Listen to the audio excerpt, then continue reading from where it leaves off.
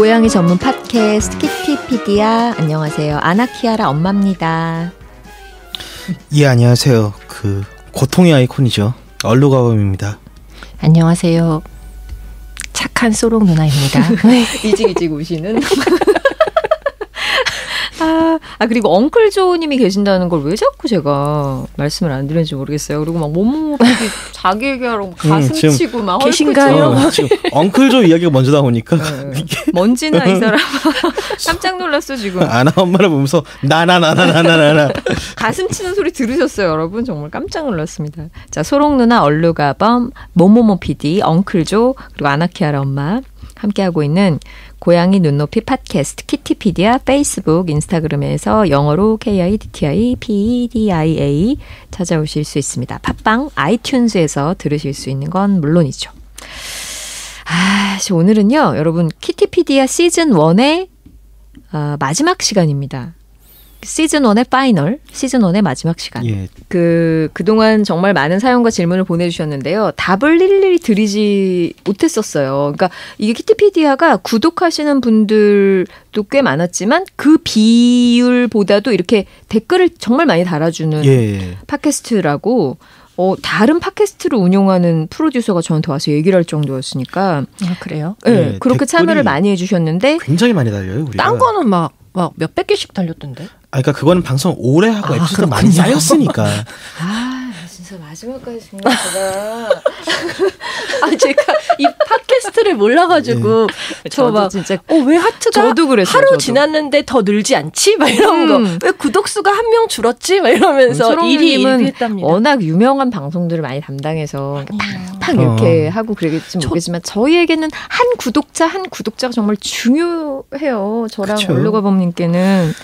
근데 이분들께 정말 죄송하다. 그러니까 답변을 바로바로 드릴 수가 없는 부분이 있어요. 그래서 일단 급하신데 계속 저희 키티피디아만 기다리고 계시면은 어떻게 해요? 우리 고양이들 아프잖아요. 그래서 가까운 병원을 찾아서 문의를 하시는 편이 더 빠르다고 쿨하게 말씀드립니다.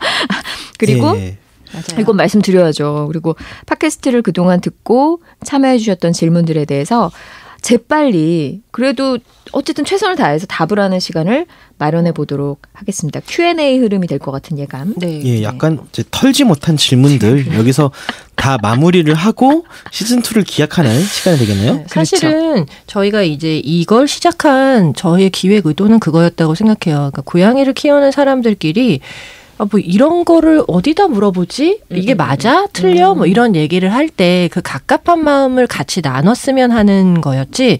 저희가 어떤 치료 방법을 제시해 준다던가 약국처럼 우리 이런데 뭐 소화 안 되는데 소화제 주세요. 이러면 소화제 주고 이런 뭐 두통약 주고 이런 게 아니라고 생각을 해요. 그래서 저희가 사연을 주시더라도 뭔가 그 사연이 뭐 가볍거나 뭐 이런 걸 보내 이렇게가 아니라 저희가 오히려 말씀을 드리기 되게 부담이 되는 부분들이 있어요. 특히 저 같은 경우는 어쨌든 수의사잖아요. 네. 수의사가 보이지 않는 그런 내용을 가지고 뭔가를 얘기한다는 건 제가 하는 말에 책임을 져야 되는 거거든요. 저는 훈련사도 아니고 사육사도 아니란 말이에요. 제가 이거는 이게 문제인 것 같아요 라고 얘기했을 때 그게 틀리느냐에 대해서 굉장히 저뿐만이 아니라 모든 수의사분들이 그럴 거라고 생각해요. 그렇기 때문에 전화를 병원에 한다거나 이메일을 보내거나 했을 때 그분들이 불친절하고 제가 불친절하고 뭐 수의사들이 돈을 벌기 위해서가 아니라 저는 개인적으로 조심스러워져요. 연차가 맞아요. 점점 쌓이면 쌓일수록 더 내 말에 혹시나 이 아이의 뭔가가 좌지우지 되는 건 아닐까라는 생각을 그게 해요. 아니었잖아요. 이러면은 너무 속상하잖아요. 맞아요. 그러니까 저희가 드리는 말씀은 사연은 팟캐스트에, 진료는 의사에게. 예.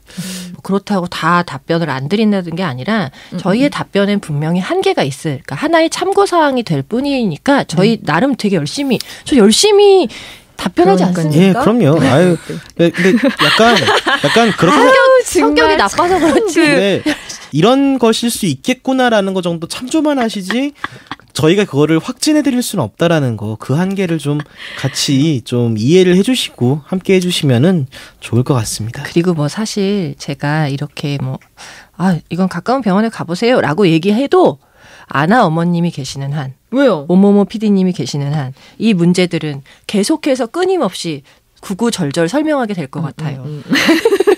뭔가에 대해서. 딩동딩동 페이스북으로. 아니 그렇지 않나요? 혜영님이 이런 질문을 해오셨습니다. 빠르게 넘어가시나요? 네. 아마 다 알아요. 그러니까 대답을 해달라고 그러면서 김혜영님이 지금 기다리고 계세요. 자, 네. 2개월 된 벵가를 입양한 초보 집사 호두맘입니다. 이름 호두. 밥도 잘 먹고 화장실도 잘 가리고 그루밍도 성실한 이 아이의 가장 큰 문제랄까 걱정거리는 전선이란 전선을 물고 뜯고 맛보고 즐기는 취미가 생겼다는 겁니다. 휴대폰 충전기는 벌써 2개나 해먹었어요. 고칠 방법 없을까요? 하고 물어보셨습니다. 병원에 데려가야 되나요? 이런 것도? 아닙니다. 이렇게 다행입니다. 대답 가능합니다. 네네. 근데 고칠 방법 없을까요? 라고 물어보셨는데 고칠 방법은 없습니다. 뭐야. 이러면 진짜 정말 뭐야. 굳이 그러니까 일단 마음을 그렇게 먹으시고 혹시라도 가능성이 있다면 그러니까 사실 이거는 뭐냐면요. 우리는 사실 모르지만 얘가 어느 순간 전선이라는 것에 호기심을 가지면서 물어 뜯었을 때 호두맘님이 뭔가 반응을 했거나 자기가 원하는 어떤 피드백이 있었을 수 있어요. 호두가 느끼기에. 그렇게 해서 시작됐을 가능성이 있는데 사실 그걸 호두맘님도 모르고 우리도 몰라요. 이미 그렇게 뭔가 그 피드백을 느끼고 그거에 반응을 계속해서 얘가 보이게 된다면 보이기 위해서 한다면 우리는 이걸 방법이 없거든요. 어떻게 보면 물어뜯고 놀고 막 이렇게 하는 거는 자연스러운 건데 이걸 혼낼 수도 없는 거고 절대 고양이는 혼내선 안 되는 동물이니까요. 알아서 전선 보호대를 사서 이렇게 감든 아니면 이 전선이 눈에 안 보이게 치워버리든 그렇죠. 그리고 만약에 좀 다른 교정 방법을 슬쩍 넣어본다면 그 쓴맛이 나는 스프레이들 있죠.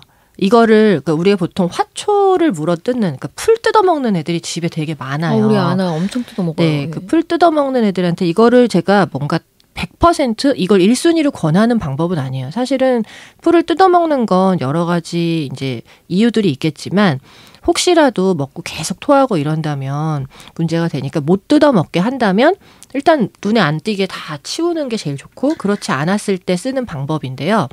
쓴맛이 나는 스프레이 같은 걸 만들어서 그 대신 고양이한테는 해가 되지 않는. 어떻게 해야 돼요? 뭘 만들어야 되지?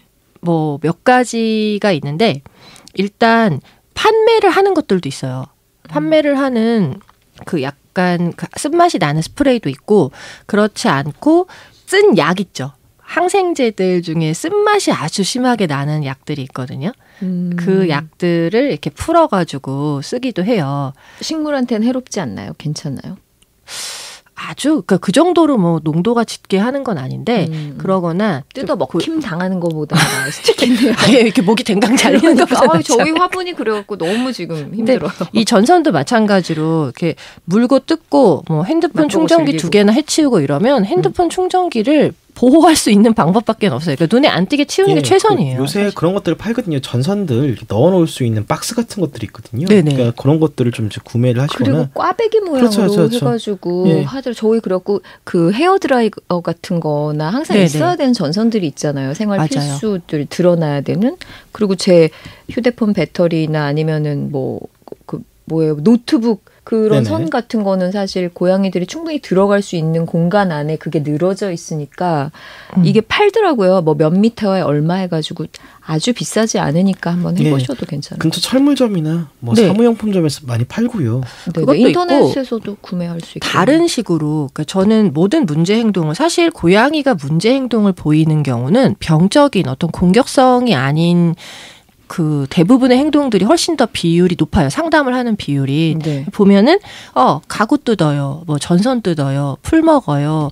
이런 것들이 되게 많잖아요. 이건 계속 사연에 있어요. 네, 어떻게 보면 고양이한테는 문제 행동이 아니에요. 되게 자연스러운 행동인데 이게 우리랑 같이 살면서 우리가 문제로 느끼는 거기 때문에 가장 기본적인 건 고양이가 키울 때 이런 문제점이 있다라는 걸 알고 키우셔야 되는 거라고 생각하고 두 번째는 이런 것들이 고양이 집사는 굉장히 부지런해야 돼요. 어쩔 수 없이. 그러고 알고 키워야 되고 부지런해. 그리고 저는 고양이들에게도 네. 부르면 오게 하는 콜을 할 수 있는 거를 가르치는 게 굉장히 중요하다고 생각해요. 일단 뭐 호두를 부르든 쓴맛 나는 걸 하든 뭐가 됐든지 간에 관심을 끊게 하려면 눈에 보이지 않게 치우는 게 가장 중요해요. 그리고 이제 또 다른 쪽으로 이제 관심을 또 심할 수 있도록 그러려면 또 이제 호두맘님께서 열심히 같이 놀아주셔야. 지금 보면 여기에서도 초보 집사님이잖아요. 밥도 잘 먹고 화장실도 잘 가리고 그루밍도 잘하는 아이거든요. 네. 무진장 많이 놀아주시면 돼요. 벵갈이 얼마나 운동량이 많은데요.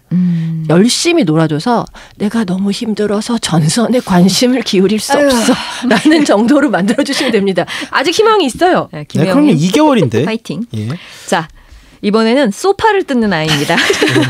팟빵으로 보리보리 아이보리님. 저희 양이가 스크래치가 캣타워에 있는 걸 포함해서 4개나 되는데 소파를 뜯어요. 스크래치 4개인데 소파를 뜯어요. 저는 괜찮은데 언니가 소파를 볼 때마다 보리를 구박합니다. 저희 집 소파 질감이 냥이들 스크래치하기 딱 좋은 건 저도 아는데 멈출 방법은 정녕 없는 걸까요?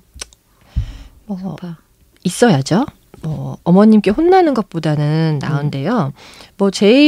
이거는 진짜 제일 많이 듣는, 그리고 저도 사실 이거는 이 부분에 대해서 어느 정도 포기한 부분이었는데 대부분 다 그렇지 않나요? 집에 고양이와 함께 사는 아이들에게 어떤 고급진 가구를 기대하는 건, 가구의 보존을 기대하는 건 거의 불가능하고요. 리폼해야 돼요. 저희 집은 지금. 저는 스크래치를 하는 행동은 정말 고양이 특유의 자연스러운 행동이에요. 이걸 제거하기 위해서는 가장 확실한 방법은 발톱을 내는 인대를 끊는 거잖아요. 근데 그건 할 수 없는 행동이고 해서는 안 되는 거라고 생각을 해요. 제 개인적으로는. 개인적으로가 아니라 인류적으로 정말 해서는 안 되는 일이죠. 그렇다면 이렇게까지 해서 고양이를 키워야 하나라는 생각을 해보셔야 되는 거고 그러기 때문에 고양이를 키우기 전에는 이렇게 한번 쓱 둘러보세요. 방에 비싼 가구가 있는지, 비싼 커튼이 있는지, 집에 실크 벽지인지 이런 거를 이렇게 쭉 훑어보시고 그런 다음에 이 모든 것들이 망가져도 산산조각 나요. 갈기갈기 찢어져도 내가 고양이를 키울 수 있겠다라는 생각이 드시면 고양이 입양하세요. 그러면 제가 방법을 알려드릴 수 있는데 그렇지 않은 경우는 어떤 것도 전혀 손상이 가지 않게 고양이를 키우겠다고 하시면 난을 키우세요. 난. 이름을 고양이라고 붙이고 화분에 난을 키우세요. 소롱누님은 단호하세요. 아시겠죠? 보리보리 아이보리님. 근데 이제 이미 때는 늦었어. 이미 이분은 소파를 뜯고 있어요. 네, 소파를 뜯고 있죠. 저는 현실적으로 저희 집의 소파도 이제 뜯고, 근데 희한하게 놀랍게 소파는 안 뜯어. 똑같은 질감인데 소파는 안 뜯고 침대 프레임이 이렇게 가죽으로 돼 있어요. 근데 그거를 정말 걔가 탁 서가지고 팍팍팍팍 긁기 딱 좋은 높인 거잖아요. 그쵸, 침대의 그 프레임이라는 게.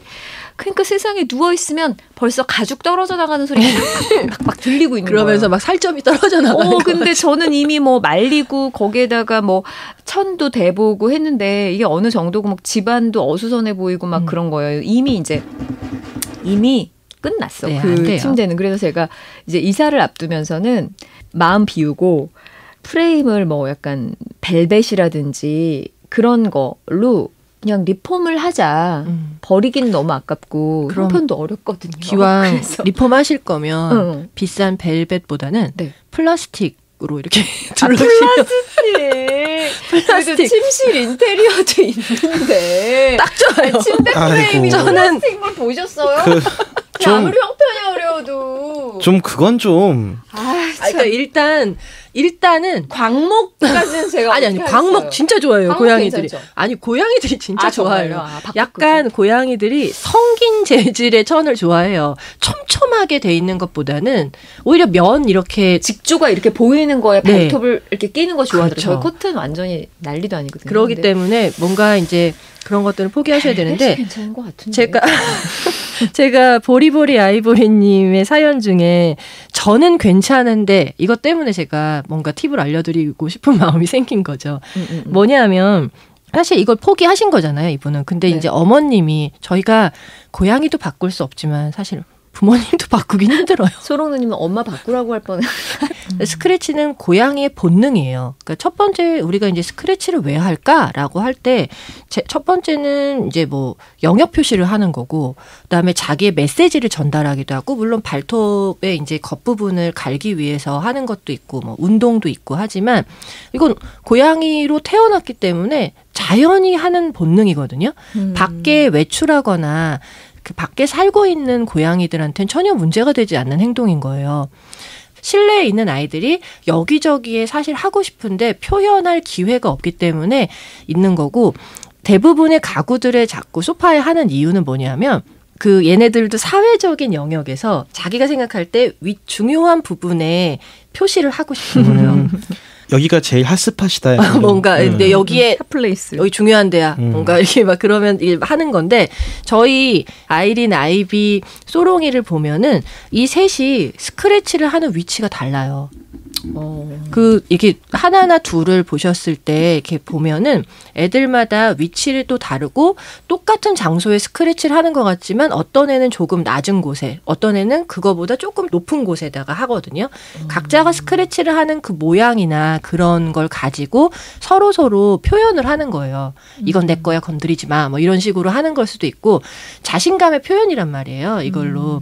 그렇기 때문에 이걸 막을 수는 없는데, 만약에 이렇게 가구나 이런 데 스크래치를 한다면 아마 가구 긁는 집 중에 스크래처 없는 집 없을 거예요. 그럼요. 근데 모두 그러죠. 스크래처를 줬는데도 왜 여기다 하지 않죠? 이러는데 거기보다 더 좋은 자리. 그러니까 우리는 그 아이의 이 위치를 모르잖아요. 얘가 어디가 중점적으로 하는지를 모르기 때문에 제일 좋은 방법은 일단 그 가구의 어디에 긁는지를 보세요.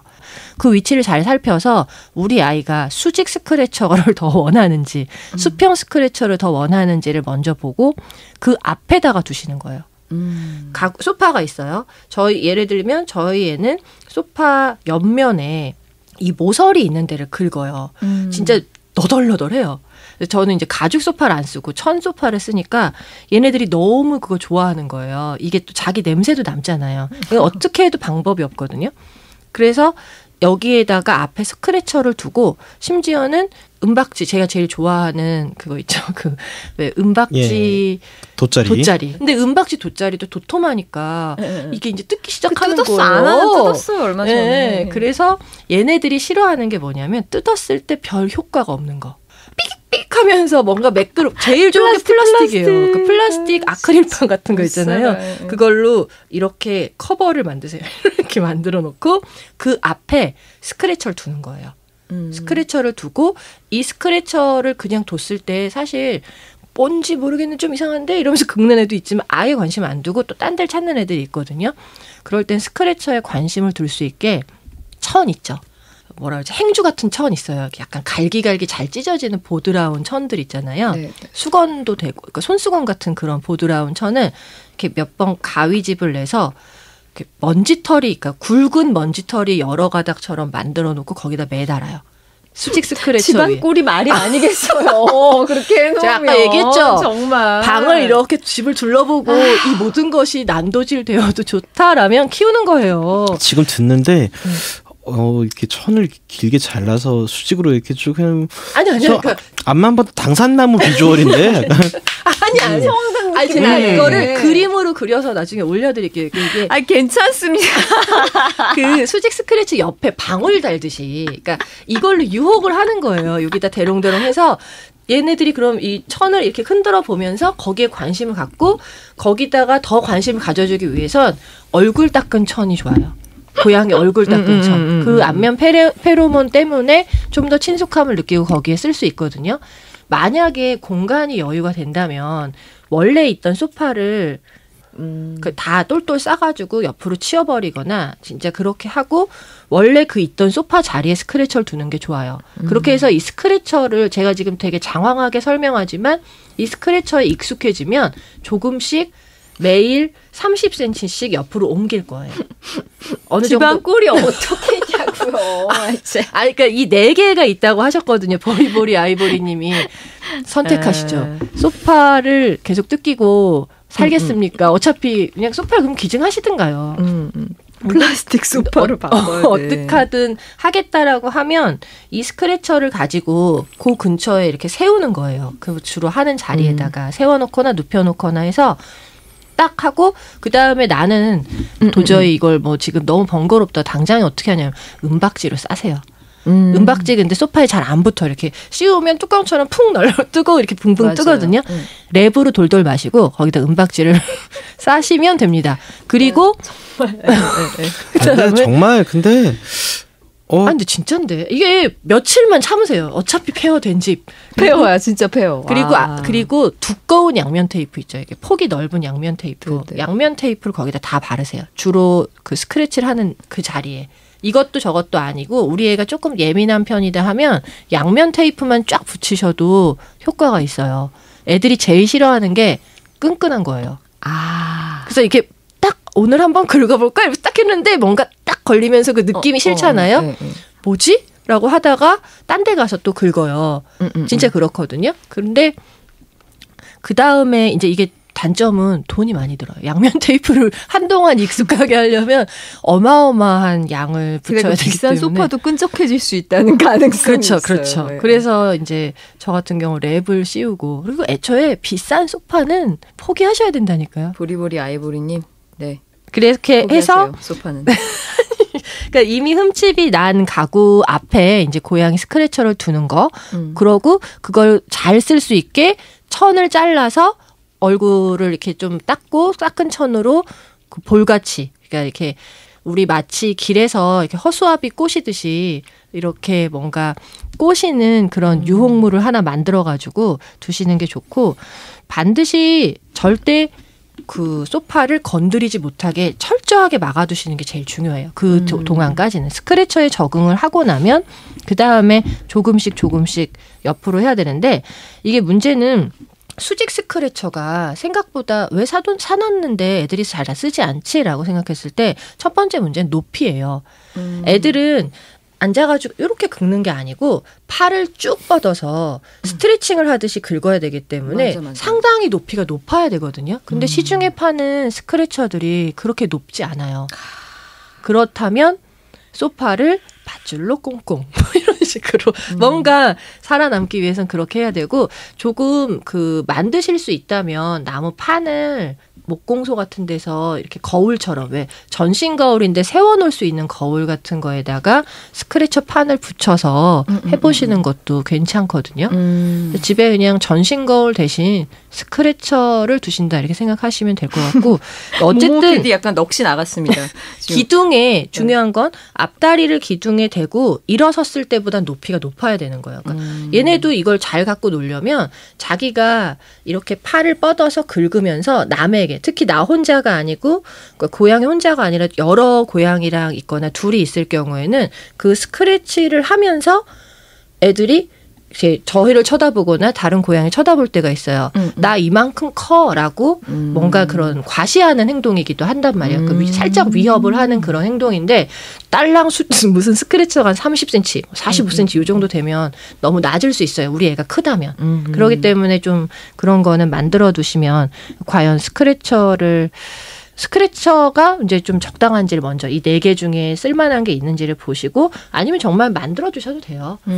저희가 이렇게 얘기를 하면 뭐 가죽이든 천이든 이런 걸 좋아하니까 애들이 이걸 뜯으면서 나름 그 영역을 되게 꾸미는 거예요. 어떻게 보면은 막 천을 제가 달아주거나 아니면 천을 다는 게 너무 뭐 진짜 성황당 같다 이런 느낌이 들면 스크래쳐에다 살짝 천을 이렇게 덧대주셔도 돼요. 반 정도. 그럼 그거를 뜯으면서 실이 막 너덜너덜해지잖아요. 천이. 그럼 그 너플너플 거리는 거 되게 좋아해요. 애들이. 그러니까 그렇게 나름의 방식으로 꾸미게 해주는 게 좋은데 이런 얘기를 들으면서 나는 그럼 차라리 플라스틱으로 다 의자를 바꾸고 벽지도 뭐 이렇게 다 하겠다라고 하면 좀 위험한 게 뭐냐면 그렇게 됐을 때 아이들이 진짜 모든 저희가 가정을 해보죠. 벽면이 다 유리고 모든 가구가 다 플라스틱이고 그런 상태라면 그 고양이는 행복하지 않아요.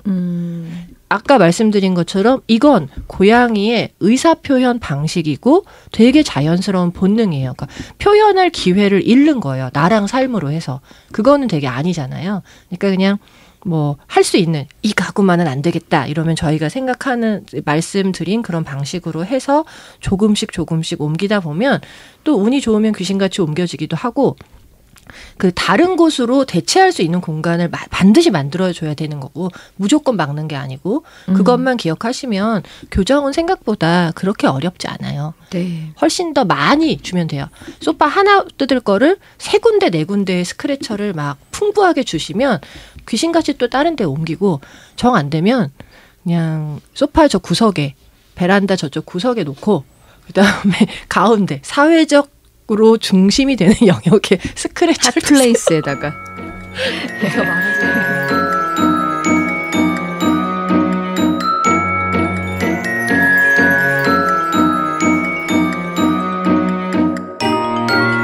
자, 이번에는 페이스북으로 메일로 주신 윤철웅님이 먼저시네요. 윤철웅님의 사연입니다. 이거는 우리 얼루가범님이 좀 읽어주시면 어떨까요? 예, 잠시만요. 목을 좀 전화 받으시는 줄 알았어요. 네네. 자, 메일로 윤철홍님이 보내주신 사연입니다. 한근이 순심이 두 아이와 동거하고 있는 한심애비입니다. 터줏대감 순심이, 둘째가 한근입니다. 처음 만났을 때는 몸무게가 한근이어서 한근이인데 지금은 3근을 넘었습니다. 축하드립니다. 네. 순심이는 10월이면 1살이 되는 암컷이고 한근이는 이제 3달이 되어가는 수컷입니다. 터줏대감인 순심이는 순하고 소심하고 입이 짧습니다. 둘째 한근이는 식탐이 많고 대식가이며 활발한 성격에 넉살도 좋습니다. 순심이가 입이 짧고 좀 마른 편인데 이제 3kg 정도 됐어요. 밥을 주면 한근이가 자기 것을 허겁지겁 먹고 순심이 밥그릇에 머리를 디밀고 순심이가 남긴 것까지 다 먹어버립니다. 착한 순심이는 한근이가 머리를 들이밀면 비켜줍니다. 이렇게 식성 차이가 나는 2마리 고양이와 동거할 때 도움이 될 만한 팁이 있을까요? 우리 아나키아라도 그래요. 그래요? 예. 식성이 좀 달라요. 네, 그렇죠. 저희 집 애들은 둘 다 식탐은 많은데 그 밥 먹는 어떤 속도나 타이밍이나 스타일이 달라서 약간 2마리가 서로 번갈아 가면서 이제 상대방 밥그릇에 아도를 치더라고요. 참. 이럴 때 어떻게 해야 돼요, 진짜? 일단 그 고양이는 제가 전에도 한번 얘기했었던 것 같긴 한데 고양이는 혼자 먹는 애들이에요. 그러니까 이런 어떤 밥그릇이나 이런 걸 공유하는 상황이 되게 익숙치 않아요. 그러니까 야생에 지내는 경우라면 고양이과 동물들은 그래서 혼자 다니거나 혼자 먹죠. 뭔가 사냥을 해서 멀리 끌고 가서 이렇게 먹거나 하는 식이거든요. 호랑이도. 고양이도 마찬가지예요. 근데 집에서 키울 때는 이게 문제가 되는 게 이제 우리가 먹이를 나눠주는 방식 때문인데 이 그 순심이가 그러니까 이렇게 밀어주는 아이고 한근이가 좀 식탐이 많은 애잖아요. 특히나 이제 이런 경우에는 뭐 비켜주는 것 같지만 사실은 한근이가 이 순심이한테 어떤 우리는 눈치채지 못하는 미묘한 몸 동작으로 이 아이를 밀어내는 거예요.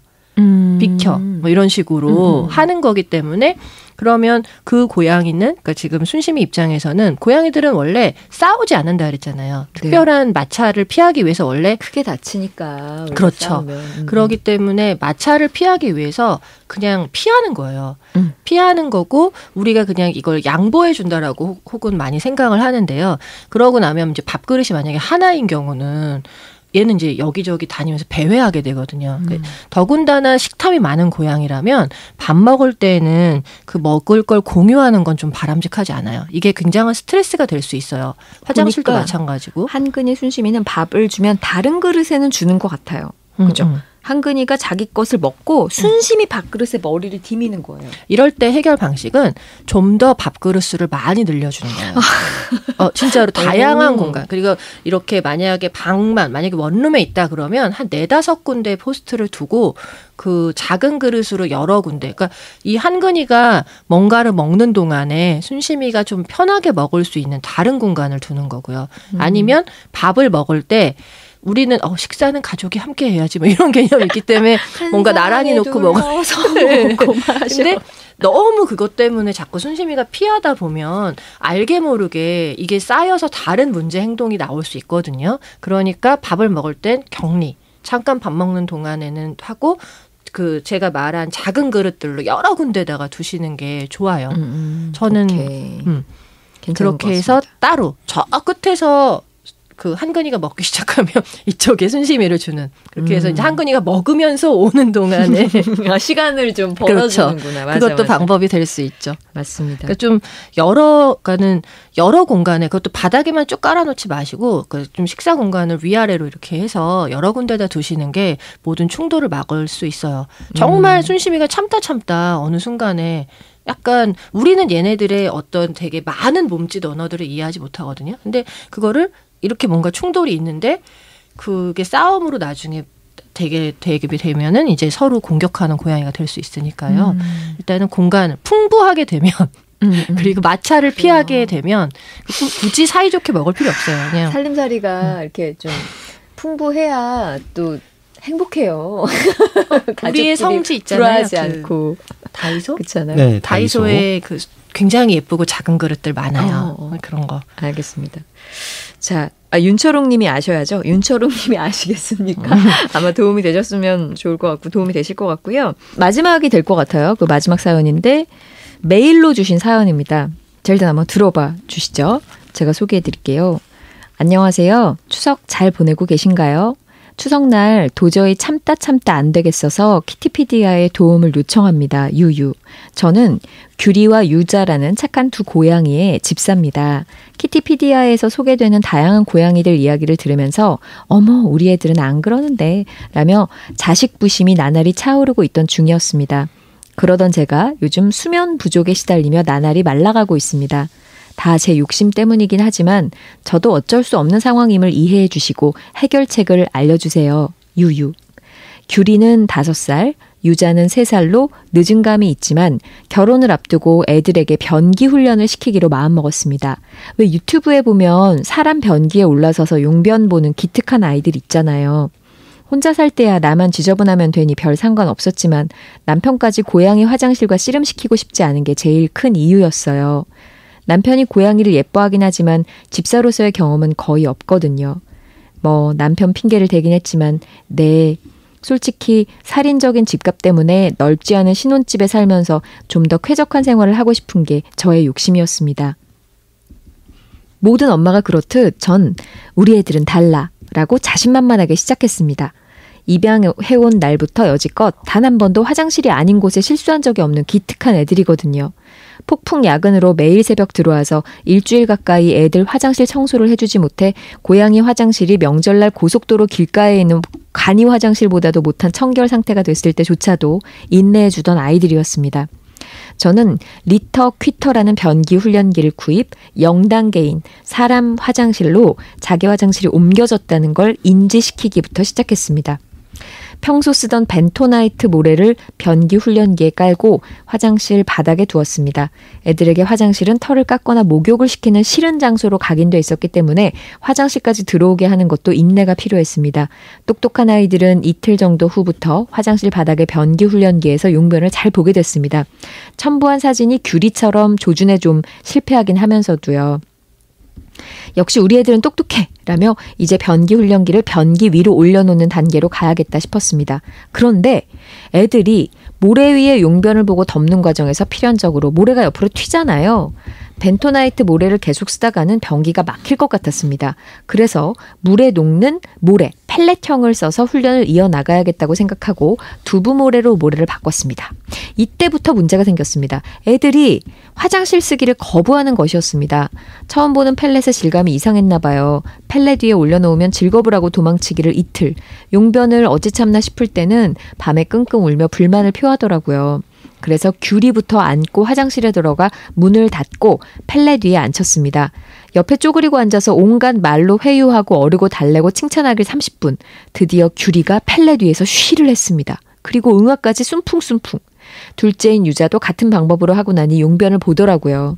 저는 이제 됐다 싶었습니다. 그런데 둘째인 유자는 좀 참다가 자기가 알아서 용변을 보는데 규리는 제가 꼭 화장실로 안고 데리고 가서 얼러줘야 용변을 봅니다. 그것도 꼭 새벽 3시에서 5시 사이에 절 깨워서 말이죠.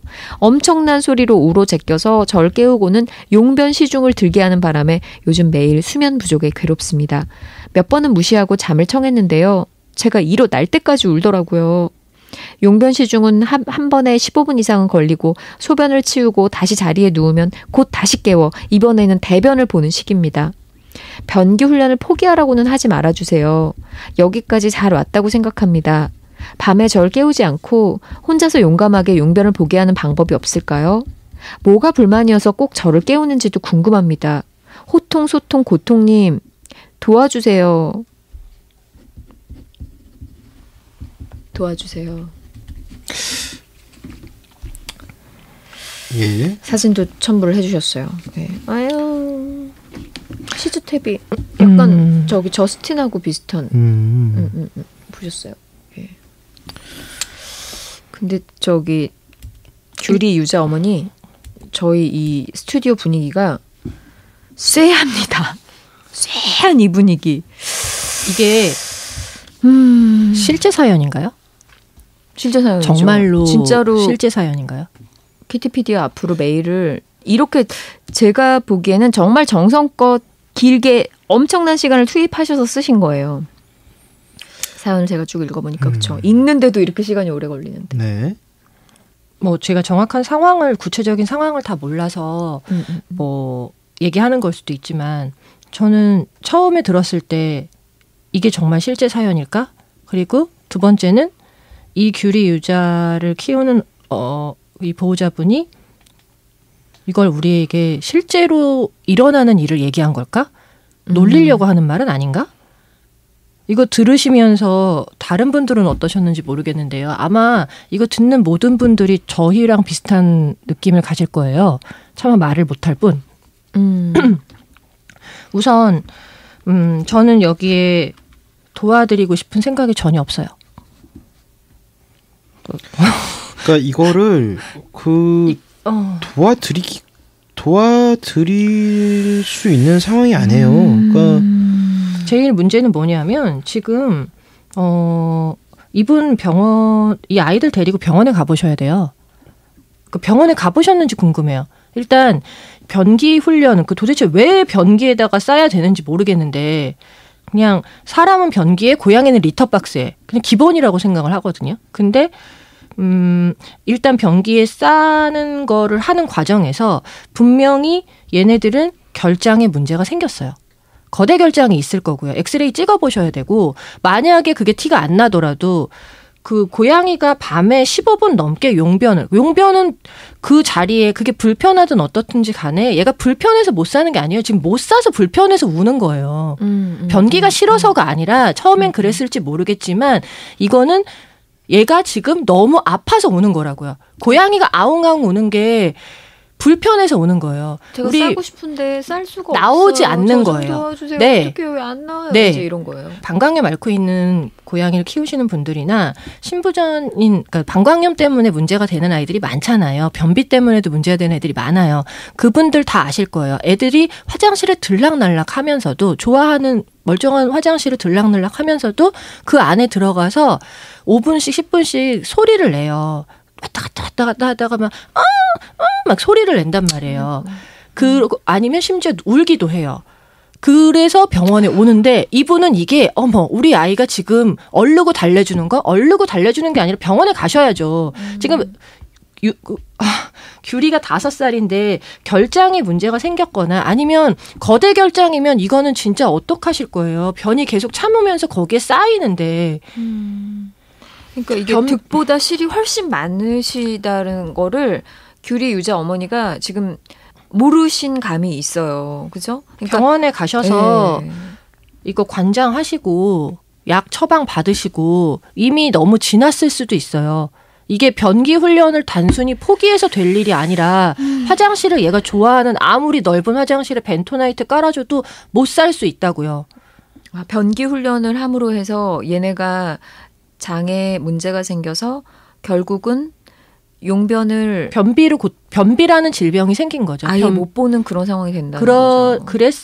그렇게 진행이 되고 있을 수 있으니까 그리고 저는 되고 있다고 생각하고 질병이 있다고 생각해요. 왜냐하면 유자는 어느 정도 변을 보고 있지만 규리는 지금 더 힘들어한다고 하는데요. 아이를 정말 위한다면 일단은 진료를 받으시고 그 진료를 받은 선생님과 상의를 해서 얘한테 가장 뭐 최적의 방법이 무엇인지 고민을 하셔야 될 것 같고요. 그 다음에 저는 한 번 정도 생각해 봐주시면 좋겠어요. 분명히 이 아이들 예뻐하는 건 제가 알겠어요. 이렇게 뭐 착한 고양이라고 하시고 뭐 똑똑하다고 하시고 아이에 대해서 되게 애정이 많은 건 알겠지만 우리는 고양이를 결코 저 이거 우리끼리 농담 웃으면서 농담이라고 생각하셔서 그렇게 오해하실 수도 있는데 정말 고양이 키우는 건 쾌적한 생활하고는 거리가 멀어요. 털 엄청 날리고요. 밥 먹다가도 밥상에 털이 그득할 때도 있고요. 옷 나가면 지하철에서 막 저 보고 사람들이 재채기를 할 때도 있어요. 네? 제 친구는 저희 집에 오지도 않아요. 저희 병원은 보호자가 볼 때 제가 민망할 정도로 벽지가 다 뜯겨 있어요. 그렇게 쾌적한 생활을 원한다면 고양이를 키우시면 안 돼요. 그리고 신혼집에 일단 키우시면 안 돼요. 그러니까 지금 아이를 버릴 수도 없으니 조금 더 마음을 바꾸셨으면 좋겠어요. 내가 왜 이 아이를 키우는지.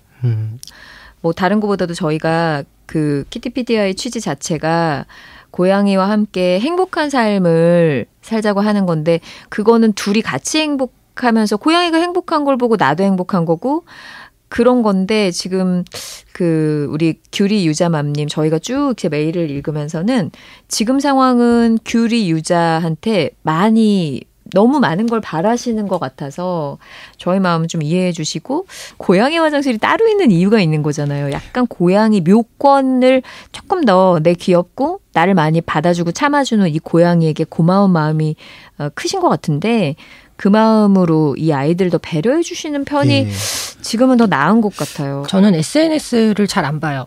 인스타그램이나 뭐 페이스북이나 이런 데서 그런 아이들 예쁜 고양이들 나오고 막 고양이를 정말 꽃다발처럼 막 안고 있고 고양이가 꾹꾹이 해주고 너무 사랑스러운 장면들이 많지만 뭔가 신기한 재주를 가진 고양이들 그다음에 뭐 토스터기 깜짝 놀라서 막 점프하는 고양이들 이런 것들 보면서 우리 애도 한번 해봐야지 이런 생각들이 너무 무서운 속도로 번지기 때문에 유튜브에서 보신 거거든요. 네, 그러니까 우리가 고양이를 되게 뭐 까다롭고 키우기 어렵고 뭐 이렇게 얘기를 해오지만 사실 고양이는 개랑 달라요.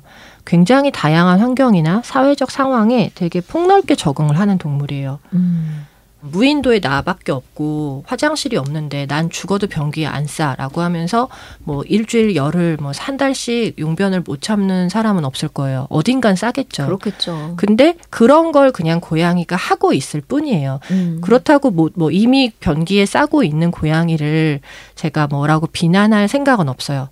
그냥 그거는 제가 논외로 하고 이걸 해보고 싶고 부러워하시는 분들은 그냥 한 번 정도만 생각해 보세요. 내가 고양이 화장실에 용변을 보는 건 과연 행복할까? 라고 생각하면 돼요. 우리의 선택이나 우리의 판단이나 우리의 행동으로 얘네들은 적응하고 살아야 되는 거거든요. 그러니 얼마나 우리는 되게 많은 생각을 해야 되는 거예요.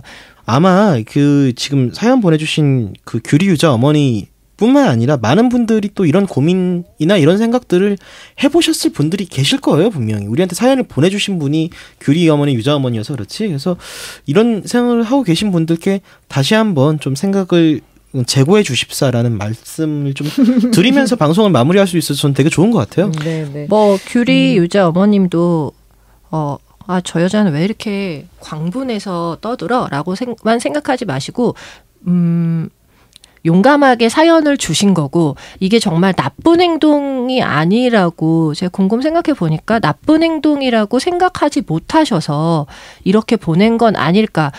그러신 것 같아요. 저희 무지한 건 참을 수 있습니다. 알고도 그렇게 행동하는 건 제가 진짜 못 참겠지만 모르는 건데 이렇게 하시는 건 저희가 알려드릴 수 있다고 생각해요. 정답이 아닐지는 몰라도 저희가 최선을 다해서 알려드릴 테니 네. 내가 이렇게 하고 있는 것 중에 뭔가 힘들다라고 하면 꼭 뭐 욕 한 번 먹으시면 되죠. 호통에만 어떠십니까? 규리 유자님. 네? 네. 규리 유자님. 네. 이제 이렇게 실컷 호통치고 저분이 축의금 보내실 분이에요. 네. 이제 곧 결혼하시고 집 알아보시고 네. 이제 그런 과정, 예, 복잡한 좀, 과정 잘 이렇게 예. 하셔갖고 저희한테 딱 달콤한 소식도 전해주셨으면 네네. 좋겠습니다. 또 이렇게 그 분명히 오늘 방송 시작할 때 그 설왕 누나가 착한 설왕 누나입니다 이렇게 시작해 놓고서는 마지막에 팍 죽어 있더니만 아이고. 나는 마지막에 이렇게 숨도 안 쉬고 호통을 치는데 난 아웃사이더인 줄 알았어.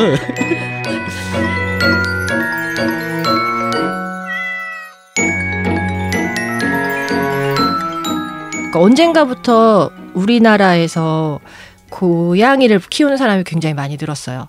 근데 그 고양이를 키우는 사람들이 늘어나면서 굉장히 힘들어진 고양이가 많았어요. 흰둥이라는 아이는 어떤 여자분이 키우는 고양이였어요. 되게 순한 페르시안 친칠라였는데 워낙 소심해요. 아이가 겁이 많고 소심한데요. 그 여자분의 남자친구분이 고양이를 강아지처럼 생각하신 거죠.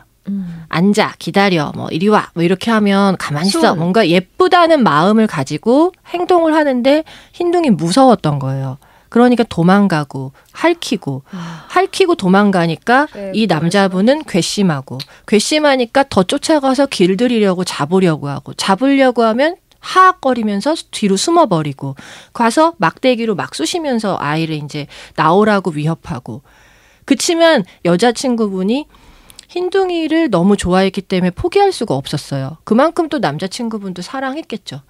남자친구가 그분은 항상 그렇게 얘기하셨어요. 흰둥이를 싫어하는 게 아니라고. 정말 좋아하는데 자꾸 그렇게 행동한다.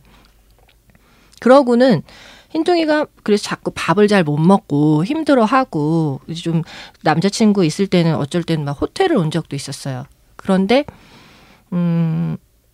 우리가 되게 예뻐하는 아이였거든요. 잠깐 보긴 했지만 한 2살 정도 되는 남자아이였거든요. 근데 걔를 어디로 입양을 보내야 하나라는 생각을 한 적이 있었어요. 그러고는 일주일쯤 됐는데 흰둥이가 병원에 응급으로 온 거예요. 그 높은 책꽂이 선반으로 숨었는데 거기에서 꺼내려고 이렇게 나무로 이렇게 그러니까 막대기 같은 걸로 막 이렇게 하다가 얘가 그걸 피하면서 떨어졌는데 머리부터 바닥에 떨어져서 아이가 그렇게 하고 3일 뒤에 죽었어요. 근데 저는 고양이에 대해서 모르면 키우지 마세요. 그러고 사랑하는 마음은 알아야 더 많이 사랑할 수 있는 거거든요. 근데 진짜 고양이는 개랑 달라요. 어떤 고양이가 하는 행동은 문제 행동이랄 게 딱히 없어요. 사실은 우리가 만들어낸 대부분의 문제 행동일 거고 자연스러운 행동인데 그냥 우리가 불편할 뿐이거든요. 바꿀 수 없는 것들이 되게 많은데 강아지는 차라리 막 강박 증상을 하잖아요. 왕왕 짖거나 다리를 물어 뜯거나 하면 가르치면 돼요. 따끔한 혼을 내든 아니면 뭐 포상을 해서 잘 얼르든 그게 되지만 고양이는 한번 어떤 식으로든 뭔가가 이렇게 행동이 되면 그 다음에 바꾸기 힘들거든요. 그만큼 고양이에 대해서 우리가 버텨낼 수 없다면 안 키우셔야 돼요. 얘네들은 이렇게 뭐 살아있는 모피가 아니잖아요. 우리 집에 두고 나 이런 거 키워 이런 게 아니니까 네, 네. 그냥 그런 거에 비하면 귤이랑 유자는 훨씬 행복한 거겠지만 굉장히 많은 분들이 그러니까 저는 흰둥이의 경우를 보면서 아 진짜 많은 사람들이 고양이를 많이 안 키웠으면 좋겠다. 그리고 고양이에 대해서 많이 알았으면 좋겠다. 우리가 가장 먼저 알아야 되는 건 고양이의 성격이에요.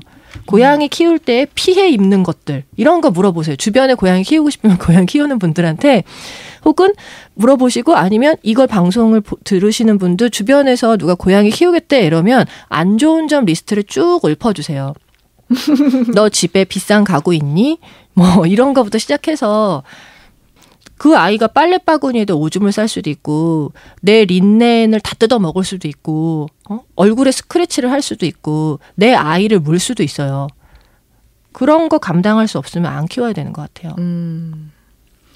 그러니까 예, 그런 현장들에서 직접 그런 비극적인 사건 이런 것들 같이 보시면서는 정말로 오히려 좋은 집사가 되기 위해서는 고양이를 먼저 생각하는 부분들에 대해서 좀 몰라가지고 우리가 또 사랑하는 고양이에게 뭔가 정말 이러려고 한 건 아니었어요. 그런 비극적인 일들이 없었으면 하는 마음으로 전문가로서 이야기를 해주신 건데 저도 팟캐스트 하면서 정말 예쁜 고양이 품종 보고 들여온 대표적인 집사라고 처음부터 혼나고 시작하면서 정신 정말 바짝 차리면서 많이 배운 시간들이라서 그렇게 또 확확 이 호통 속에서 많이 자랐습니다. 여러분들도 도움이 되셨으면 좋겠고 이게 시즌2에 기대할 만한 부분들을 우리 모모모 PD가 또 시즌2 막 우리랑 할 건가 봐요. 그러니까. 우리 시즌2 하고 싶은가 봐. 오늘 이 분위기가 이렇게 가라앉아서 많이 편집할 거니까 괜찮아요.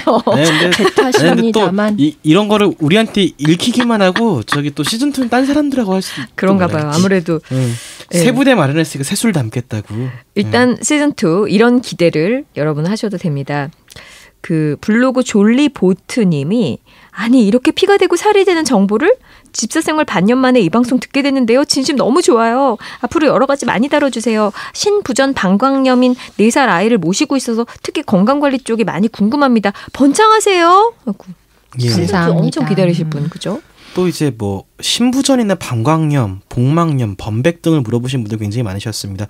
13년 6월생 할배 아고와 12년 12월 생일인 것으로 추정되는 아가씨 현이를 반려 중인 날개라고 소개를 하시면서 이제 나이든 징후를 보이는데 노묘에게 추천해 주실 영양제나 관리법도 물어오셨고 네, 12년 12월생이면 노면은 아니지 않나요? 그렇죠. 3살, 4살 아마도 13살이 됐다는 얘기인 것 같아요. 할배 아고님은 그럼 13살이 된 어르신인 거죠. 아우 죄송해요. 아유, 저희도 나이 때문에 잘 이해가 안 돼요. 어르신. 배꼽 인사해야 수원 하나 8님이 이분 저기 익숙하다 그죠? 삼냥이 부부 9년차 집사 그죠? 아이들 마지막을 나 정말 이거 진짜 그 반려동물의 장례 문화 얘기도 좋네. 시즌2 얘기 네네. 좋은 것 같아요. 그죠? 다른 주제보다 저희가 조금 더 뭐 정보 부분에서나 마음의 준비 면에서는 조금 더 이렇게 필요해서 저희가 시즌2에 좀 다룰 수 있으면 좋을 것 같고요. 보니까 예. 팟빵 비소리님은 그 고퀄리티 집사로 거듭나기 위해서 앞으로 열심히 듣겠다는 포부를 밝혀오면서 비만냥이 다이어트하는 법. 이거 되게 괜찮을 것 같아요. 예, 다이어트 빠질 수 없죠. 저스틴도 그 비소리님 제가 그거를 지금 아이들 체중 관리를 몇 년째 하고 있는데요. 답이 없습니다. 양이 트레이너잖아요. 예, 그냥 그러니까 최대한 많이 놀아주셔야 돼요. 그리고 밥은 최대한 적게 주시고 아이들이 밥 더 달라고 울어도 약간 좀 이제 안 돼 이렇게 좀 단돌이하는 방법을 하셔야 되는데 시즌2에서 저는 아이 그거 포기했어요. 제가 저 최근에 다이어트 이분들 시즌2 해야 되니까 나 최근에 다이어트 사료 저기 포기하고 오리땡으로 바꿨어요. 나. 자, 셀피우16님. 첫 화부터 잘 들어주셨는데 4년 전 크리스마스 즈음에 5개월 넘는 아이 졸졸졸. 야, 또 이렇게 운명적으로 만나서 20대 직장인으로서 집사 생활을 하는데 고양이 외로움 타지 않는다던가 고양이 관련 속설에 대한 썰을 풀어주셔도 좋겠다고 이런 기대도 있고. 좋죠. 다랑바냐님은 팟빵으로 오셨는데 고양이의 사회화가 궁금하다. 집에 낯선이가 오면 숨는다던데 첫째는 낯선 사람이 오면 비명에 가까운 소리를 질러요. 이 공격력으로 예전에 어느 동물병원에서 치료 거부도 당했다. 그래서 병원 갔을 때 공격하고 승질내는데 지 승질에 못 이겨서 막 경련이 일어나고 이 배변에도 문제가 생겨서 공격력을 줄일 수 있는 방법에 대해서도 우리 시즌2에서 다뤄야 될 게 무궁무진해요. 예, 엄청 많네요. 뭐 아이들 뭐 이렇게 우리가 생로까지 했는데 이제 병사도 다뤄야 되고 애도 거기에다 또 이제 뭐 아이들의 심리 어떤 사회화 뭐 또 아이들의 성격 이런 것까지도 저희가 좀 다뤄야 되는 상황이 됐습니다. 뭐. 놀랍게 소롱누님은 다 다룰 수 있다는 거예요. 뭐라요? 그러니까 자, 기대해 주시고 여러분 여전히 호통은 계속되는데 소통과 고통이 약간 다음 캐스팅에서 그러니까요. 어떤 뇌물을 써야 되는지 좀 한번 생각을 해봐야 될 것 같아요. 그러니까 그 회식을 내가 계산해야 되나? 이런 고민, 현실적인 고민을 저희가 하면서 시즌2에서 저랑 또 소롱누님이랑 우리 얼루가범님 다 살아서 만날 수 있는 걸로 하고요. 여기서 뭉클하게 마무리하고 싶습니다. 함께해 주셔서 너무 감사해요. 시즌2에서 만나요. 야옹, 아나키아라 엄마였습니다. 감사합니다. 시즌2에서 다시 뵐 얼루가범이었습니다. 그렇게 힘없는 척해 소롱누님 착하게 만들어서 돌아오겠습니다. 거짓말. 자, 모모모 PD와 우리 엉클 조도 함께 인사를 드립니다. 자, 시즌2에서 만나요.